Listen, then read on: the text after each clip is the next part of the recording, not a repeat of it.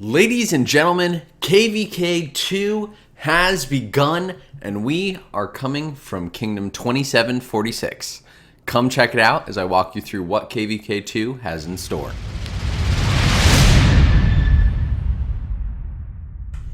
Hello, ladies and gentlemen, and welcome back to another Rise of Kingdoms gameplay episode from your very own Shappy Gaming. Today we are going to be covering KVK Season 2 Distant Journey from the lovely Kingdom of 2746. If you guys are a little confused as to how I got here, I did use my jumper account from the King's Return event and brought it here. And so this is actually one of my old farm accounts, which I'm now kind of using as a free-to-play main in 2746. Which is pretty awesome. I have not played Kingdom versus Kingdom Season 2 in years, and I'm so excited to be playing it again. Now, for any of you who have not played Kingdom versus Kingdom Season 2 in a while, they have changed a couple of things. So, when I first started playing Rise of Kingdoms, the troops return did not exist in KVK 2, which meant you could be going really far and then kill all your troops and then be kind of stuck. In subsequent kingdoms, it's always been you get troops back and you get your dead back at the end, but not in this one. In this one, you actually get 30% of all troops killed back, which is less than the 50%. However, you can get an additional troops back using troop return scrolls. Now, it does look like this says you return an extra 10% of lost troops, but I'm pretty sure that's 10% of the remaining after the 30% have been taken, rather than 10% of the total. So you're not getting 40% back, you're really getting closer to like 35. And what's interesting is you can use these troop return scrolls for yourself or for allies of the same alliance, which is pretty neat. And you do want to use these because otherwise they're going to get converted to 500 gems, which is really not worth it considering you're spending your money. Now, for those who are wondering, like, how do I get into Season of 2 KVK? You actually only need a City Hall of level 16. So if you wanted to join a kingdom that's in KVK 2 and you just wanted to build up an account, you could totally do that. My account here is actually about to be level 25, so I am all ready to rock and roll. But this KVK is a little bit different from others in that there actually are not really crystal tech. There's no crystal tech. There's no alliance tech either if you've played Kingdom versus Kingdom Season 3. But this KVK does have a lot of fighting.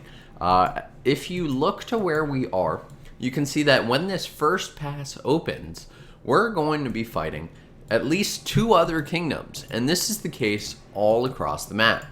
KVK Season 2 typically does have 8 kingdoms as well, which can be a little bit different from your Heroic Anthem KVKs that you may be used to now. And what's neat about this is there will be battles in pretty much every zone. So you've got your Zone 5 here that's going to open, and then if you have enemies on the other side of you, you're going to have to fight them in Zone 6, and then you've got Kingsland right there. So the battling does not stop in KVK Season 2, which I'm super pumped about. Obviously, this account is a little bit smaller than most, but that's okay. I'm pretty excited anyways. Now, let's talk about honor. So honor is really important in pretty much every KVK across the board. But it is especially valuable in this KVK because you can get a sweet city theme of Persian Dream. Now, Persian Dream, I believe you can buy in the Season of Conquest shop. Correct me if I'm wrong in the comment section below. But this gives you troop defense plus 3% and healing speed plus 3%, which is really nice. I don't know if I would be running this full time. I might swap to it when I have to do a lot of healing, which you can do. But it's not a bad city theme, and you get a bunch of gold heads if you push honor. Now, you do get the city theme if you're within the top 20 of your KVK, which is not too bad. I think if they made it top 50, it would be easier, but that's okay. As for alliance rewards, you do get this sweet name plaque if you're the top honor in your kingdom or in your KVK, and you do get the name plaque of Wild Spirit, and you get your normal rewards of a bunch of gold heads, which is pretty awesome, I think. As for kingdom rewards, they're standard. You get a bunch of gold keys. Really doesn't matter too much. So let's take a look at the Chronicles. This is very similar to most of your other KVKs here. You get a bunch of different rewards for accomplishing different things. This also lets you track your timeline. So as you can see here, we have a day here. This will probably be a day or so. So in 2 days, we're going to have that first pass open, and that is going to be when all the fighting actually starts. Right now, we're really in the preparation stage where you build out all of your territory and you go from there. Now, what's interesting is it did say that there was crystals, but I don't believe there are crystals in KVK 2. So Lilith, you might want to fix that, because I see Alliance crystal fields here. I don't think they're actually in this map. So that's fun. But I am super excited for KVK 2. And you will notice there are some different structures than usual. You actually have these Herions. And so Herions are what I think are probably the best thing to go for in Zone 5, because you get some pretty sweet buffs right off the bat. You can get troop attack plus 5%. I believe you could get troop defense as well. Let's see, what's that one? Yeah, troop defense plus 5%. And so those Herions are really going to make a difference when you do have these full-scale battles.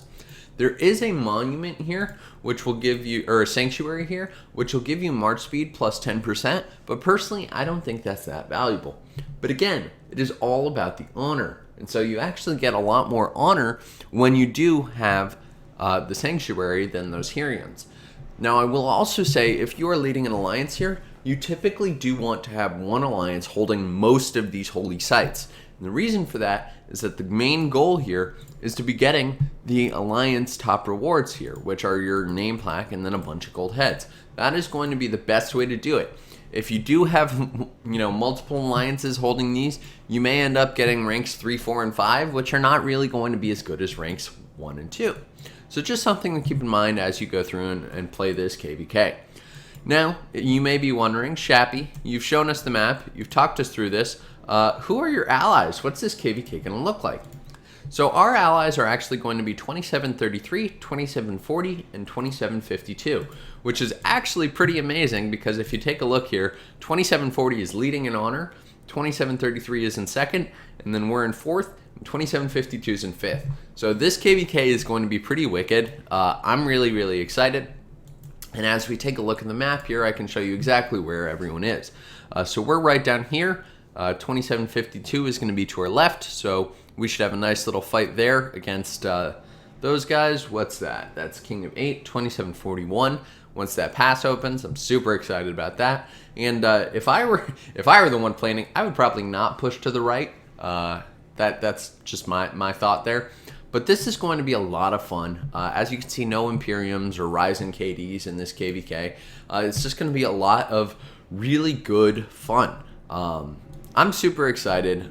If you are as excited as I am, be sure to hit that subscribe button right over there, bottom right-hand corner, and hit the bell so you get notified when new episodes come out. We are going to be going live during some of this KVK, so if you do hit that subscribe button, you can pop into the stream, say hello, and currently we just started our Past Glory, so I'm over here donating, and if you haven't seen my Past Glory guide, I do break down all of the different stages and what's good and what's not, so be sure to check that out on the top right side of your screen now, and I hope that you have